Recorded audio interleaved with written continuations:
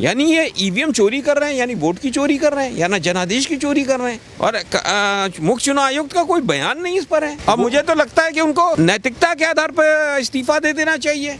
अब ईवीएम को चेक करोगे तो हो सकता है उसमें सारे वोट्स बीजेपी को, उस प्रत्याशी के हो, ये भी तो हो सकता है। हो सकता है कल परसों में मेरे ऊपर हमला हो जाए, हो सकता है मेरी हत्या करा दें। ये बीजेपी भाषण के अलावा कुछ करती ही नहीं है। उनका 3 ही काम है, भोजन, भजन और विश्राम। ये 3 के अलावा ये लोग नहीं कुछ करते। हमारे साथ एक खास मेहमान मौजूद हैं, हम इनसे बातचीत करेंगे, लेकिन आपको इससे पहले इनका परिचय करा देते हैं। ये हैं प्रबल प्रताप शाही, जो कि पहले बीजेपी में थे, लेकिन अब इस वक्त ये किसान आंदोलन में अपनी सेवाएं दे रहे हैं। तो आखिर क्या वजह रही है, तो हम इनसे जानने की कोशिश करते हैं कि सर, सबसे पहले आप यही बताइए कि आपने बीजेपी क्यों छोड़ दी?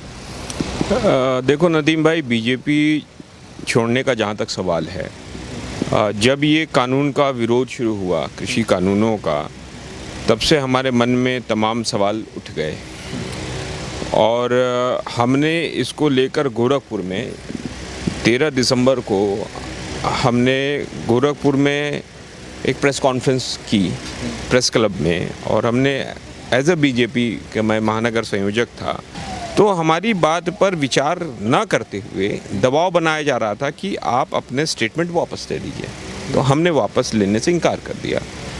तो ये कहा गया ठीक है, आप अपना देख लीजिए।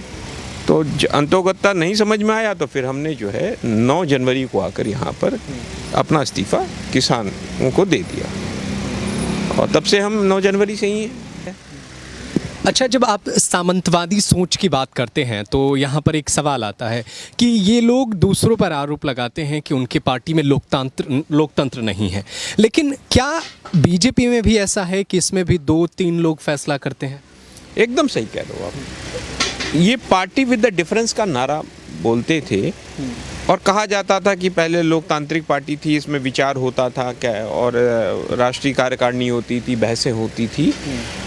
वो पिछले 4 वर्षों में जब मैं भारतीय जनता पार्टी में था, तो मैंने देखा कहीं कोई बहस नहीं होती थी। सवाल उठाने वालों को आइसोलेट कर दिया जाता था।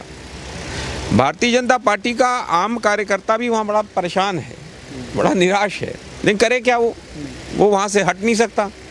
जाए तो जाए कहाँ, उसका हाल ये है। अगर उसको पूछोगे बैठा के, तो वो तमाम समस्याएं बताएगा अपनी, कोई सुनवाई नहीं है। यहाँ एक कॉर्पोरेट स्टाइल ऑफ फंक्शनिंग है इस पार्टी के अंदर। ऊपर से ऑर्डर आ जाता है और नीचे के लोगों को इम्प्लीमेंट करना होता है, उसमें कोई सवाल नहीं पूछना है। जैसे boss is always right and company is never wrong, उसी तरह भारतीय जनता पार्टी में हो गया, leader is always right and party is never wrong. तो आप सुन रहे हैं, देखिए बीजेपी से आए हैं और वो सच्चाई बता रहे हैं जो बेहद जानना जरूरी है, क्योंकि हर बार कहा जाता है कि बीजेपी में लोकतंत्र है, बीजेपी में परिवारवाद नहीं है, लेकिन सच्चाई ये है कि 2 लोग पार्टी चलाते हैं। खैर, ये पार्टी का मैटर था, वो आप चले आए, छोड़कर ख़त्म होता है। लेकिन राकेश टिकैत पर हमला होता है, राकेश टिकैत के ऊपर जो है बीजेपी के लोग हमला करते हैं, उसका वीडियो जो होता है, एविडेंस भी आता है। क्या नहीं लगता कि अब बीजेपी जो है आप लोगों से एक तरीके से हार रही है, तो अटैक कर रही है पीछे से? देखो, बीजेपी बौखला गई है इस समय। बौखला इन सेंस इससे गई है कि 5 राज्यों में जो चुनाव हो रहे हैं, उसमें किसान आंदोलन ने एक बहुत बड़ी चीज़ ये कर दी, वॉइस दे दी लोगों को। पहले ये आज से 7 महीने पहले, 6 महीने पहले कोई बोलता नहीं था बीजेपी की सरकार के खिलाफ या नीतियों के खिलाफ। जो बोलता था उसके पीछे पड़ जाती थी बीजेपी, लाठी डंडा लेके। ट्रोलर्स उनके ट्रोल करने लगते थे। ये पहला मौका है जब मैं देख रहा हूँ कि बैकफुट पे बीजेपी और उनकी आईटी टीम है। जैसे ही कुछ कहते हैं, विरोध शुरू हो जाता है, किसान आंदोलन बोलने लगता है। अब 40 किसान नेता हैं, अब वो क्या करें, तो ये सोच रहे हैं इन किसान नेताओं को डराया कैसे जाए, तो हमले करो उनके ऊपर, क्योंकि ये हार रहे हैं चुनाव। हारते नहीं, इसके पीछे देखो कि आसाम में क्या हुआ, ईवीएम पे सवाल उठता था, तो हम लोग भी सोचते थे यार ऐसे ही विपक्ष है, सवाल उठाता है। लेकिन कल परसों रात को जो आसाम में हुआ कि ईवीएम जो है वो विधायक, भारतीय जनता पार्टी का विधायक, वर्तमान विधायक और प्रत्याशी है, उसकी गाड़ी से जा रहा है। यानी ये ईवीएम चोरी कर रहे हैं, यानी वोट की चोरी कर रहे हैं, या ना जनादेश की चोरी कर रहे हैं। ये कितना बड़ा, और सबसे बड़ा प्रश्न ये है कि ये इलेक्शन कमीशन के ऊपर प्रश्न है, और मुख्य चुनाव आयुक्त का कोई बयान नहीं इस पर है। अब मुझे तो लगता है कि उनको नैतिकता के आधार पर इस्तीफा दे देना चाहिए। इस देश के लोकतंत्र का सबसे बड़ा जो घटक है, मजबूती से काम करने वाला, वो इलेक्शन कमीशन है। वो कह रहे हैं कि गाड़ी खराब हो गई थी तो हमने लिफ्ट लिया था। नदीम भाई देखो, अब excuses are the reason for the non performance. अब एक्सक्यूजेज देते रहो, कुछ भी पकड़ गई गाड़ी। अब ईवीएम को चेक करोगे तो हो सकता है उसमें सारे वोट्स बीजेपी को, उस प्रत्याशी के हो, ये भी तो हो सकता है। यानी जो सवाल उठाए जाते थे विपक्षी नेताओं के द्वारा कि गाड़ियां आती थी बीच बीच में, पिछले तमाम चुनाव में देखा गया कि बड़े ट्रक से ट्रक भरे हुए ईवीएम जाते थे, तो इसका अर्थ है कि वो ईवीएम्स बदले गए या ईवीएम ये भी बदलने जा रहा था। यानी ये बहुत बड़ी साजिश है और इस देश के लोकतंत्र के लिए सबसे बड़ा खतरनाक है। और अच्छा, ऐसा तो नहीं है कि अगर बीजेपी ने अगर विकास किया होता तो इनको ईवीएम चोरी करने की जरूरत नहीं पड़ती? सही कह रहे हो। इन्होंने जो वादे किए हैं वो वादे ये पूरे नहीं कर पा रहे हैं। इन्होंने 2 करोड़ रोजगार की बात की, वो ये पूरे नहीं कर पाए। इन्होंने कहा कि हर खाते में 15 लाख रुपए देंगे, वो नहीं कर पाए। इन्होंने किसानों की आय दुगनी की बात की थी, वो उसमें फेल हैं ये। अब फेल हैं तो ये कॉर्पोरेट के स्टाइल ऑफ फंक्शनिंग शुरू कर दिया इन्होंने, कॉर्पोरेट के लिए कानून ला दिया। अब इस कानून से, कृषि कानून से किसानों की इनकम तो कहीं नहीं डबल होने वाली। इससे हाँ, अंबानी अडानी की इनकम तो बहुत ज़्यादा ग्रोथ ले जाएगी, थाउजेंड्स और लैक्स ऑफ करोड़ में। और ये क्या, ये कब्जा करना चाहते हैं, ये कब्जा करना चाह रहे हैं इस देश की संपदा पर। किसका कब्जा करवाएंगे? अंबानी अडानी का। अंबानी अडानी का कब्जा हो जाएगा रेल पर, अंबानी अडानी का कब्जा होने वाला है पोर्ट पर, अंबानी अडानी का कब्जा है एयरपोर्ट पर। वो तो धीरे धीरे कब्जा तो हो ही रहा है और सबसे ज़्यादा कब्जा जो करने की कोशिश हो रही है वो पश्चिम बंगाल है। तो अब ये तो तय हो गया है ना कि जब ईवीएम मिल रहा है तो यही ममता को यहाँ से गेट आउट कर देंगे, चाहे ममता कितना हूँ चिल्लाती रहें। देखो, सिनेरियो बदला है और बंगाल ना, बंगाल जिसे कहते हैं बंगाल, वो भद्र लोगों का जगह है। वो कल्चरी बहुत रिच लोग हैं और वहाँ की सबसे बड़ी, उस संस्कृति के अंदर सबसे बड़ी चीज़, खूबी जानते हो क्या है? आज़ाद सोच। इसीलिए वहाँ रविन्द्रनाथ टैगोर पैदा होते हैं, वहाँ सुभाष चंद्र बोस हैं, हाँ, वहाँ पर आपके रास बिहारी बोस हैं, वहाँ पर मैं बता रहा हूँ, वहाँ पर चित्तरंजन दास है।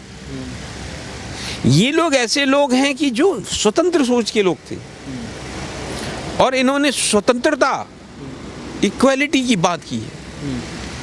और स्वतंत्रता, इक्वालिटी की बात करने वाले लोग ऐसे लोगों के साथ तो नहीं जाएंगे कि जो लोग सबसे पहला काम आज़ाद ख्यालों को, आज़ाद लबों को तालाबंदी करें। वहाँ पे इसीलिए आप देख रहे होंगे no vote to BJP campaign चल रहा है। चला कौन रहा है? उस राज्य के बुद्धिजीवी वर्ग चला रहे हैं, उस राज्य के नौजवान चला रहे हैं, उस राज्य की महिलाएं चला रही हैं, उस राज्य के दलित संगठन चला रहे हैं, उस राज्य के आदिवासी संगठन चला रहे हैं। लेकिन ईवीएम पर एक बात है कि ईवीएम, राहुल गांधी इससे पहले भी आरोप लगाते रहे हैं, ये नया नहीं है, किसी भी राज्य में चुनाव हो या किसी भी स्टेट में हो। लेकिन विपक्ष जो है इस पर कारगर उपाय नहीं करता है ना, ये तो माना जाएगा ना कि आपका विपक्ष कमज़ोर है। देखो क्या था कि पहले जो था ना, ये मीडिया जो था, मेन स्ट्रीम मीडिया, पहले क्या था कि ये जो लोग बैठे हैं ना यहाँ पर, ये सारे लोग कहीं ना कहीं भारतीय जनता पार्टी के वोटर थे। तो उस समय ही नहीं, लेकिन जब से किसान आंदोलन, इनकी जागृति बढ़ी है, तो ईवीएम पे सवाल भी उठ रहे हैं, अब महंगाई पे सवाल उठ रहे हैं। बीजेपी बौखला क्यों जा रही है? बीजेपी बौखला इसलिए जा रही है,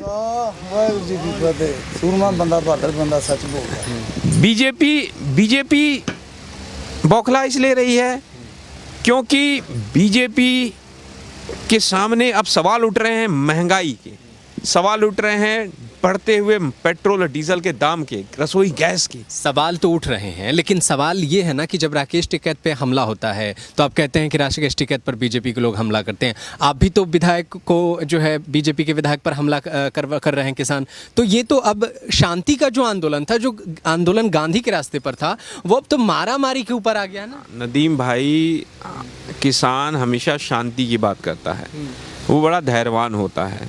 यहाँ पे क्या क्या नहीं हुआ गाजीपुर बॉर्डर पे? 28 जनवरी को क्या क्या नहीं हुआ आपके सामने हुआ ना, आप भी थे यहाँ मौजूद कि यहाँ पे भारतीय जनता पार्टी के विधायक अपने गुर्गों के साथ आए थे। फिर उसके बाद 29 को टीकरी और सिंगू पर हमला किया गया कि नहीं किया गया, आरएसएस और बीजेपी के लोगों के द्वारा। तो ये हमला कराना काम बीजेपी का और आरएसएस का है। किसान तो बड़ा शांतिप्रिय तरीके से अपनी बातें कहने जा रहा है। वो डरा इसलिए रहे हैं कि पंचायतें हो रही हैं, किसान नेता पंचायतें ना करें, जागृति ना पैदा करें, इस सरकार की नीतियों के खिलाफ अब कोई बोले नहीं। ईवीएम ये लूट लें, वोट की चोरी लूट लें, वोट की चोरी करें, कोई सवाल ना उठाए। ये बैंक बेच दें, ये रेल बेच दें, ये LIC बेच दें, ये 300 सारी सरकारी कंपनियों को बेच दें, कोई सवाल ना उठाए। और इस देश के दलित, वंचित, पीड़ित, शोषित और पिछड़े आदिवासी को जो एक बुनियादी एक आरक्षण मिला था, वो एक सीढ़ी थी जो सरकारी कंपनियों में मिलती। उस सरकारी कंपनियों को बहुत ही तरीके से ये बेचकर निजीकरण, निजी कंपनियों के हाथों में देना चाहते हैं, जिससे आरक्षण रूपी जो एक सहायता है, जो आरक्षण रूपी एक सहायता तो मैं नहीं कहूँगा, एक सीढ़ी है, जिससे दलित, वंचित, शोषित, पीड़ित व्यक्ति उठकर खड़ा हो जाता है और मुख्य धारा में आ जाता है देश में। उसको मुख्य धारा से पीछे करने का जो आरएसएस का प्लान है, उसको करने जा रही है। हो सकता है कल परसों में मेरे ऊपर हमला हो जाए, हो सकता है मेरी हत्या करा देंगे। ये माना जाए कि बीजेपी सिर्फ भाषण देती है। बीजेपी भाषण के अलावा कुछ करती ही नहीं है। उनका 3 ही काम है, भोजन, भजन और विश्राम। ये 3 के अलावा ये लोग नहीं कुछ करते। तो ये थे हमारे साथ खास मेहमान, जिन्होंने बंगाल से लेकर किसान आंदोलन से लेकर के उत्तर प्रदेश की सियासत तक तमाम सवालों का जवाब दिया। और ये वो महानुभव हैं जिन्होंने बीजेपी के अंदर की सच्चाई बताई है, जिस सच्चाई में एक दम है जो बताता है कि बीजेपी के कथनी और करनी में कितना फ़र्क है। आप क्या सोचते हैं, आप हमें ज़रूर बताइएगा। साथ ही साथ इस खबर को ज़्यादा से ज़्यादा शेयर कीजिए ताकि देश और दुनिया को ये हकीकत पता चल सके। यूं ही देखते रहिए हमारा चैनल, क्योंकि हम ना इस पक्ष में रहते हैं ना उस पक्ष में रहते हैं, हम निष्पक्ष रहते हैं और हक की बात करते हैं, चाहे वो किसी के लिए हो। तो देखते रहिए DS4 न्यूज़। धन्यवाद।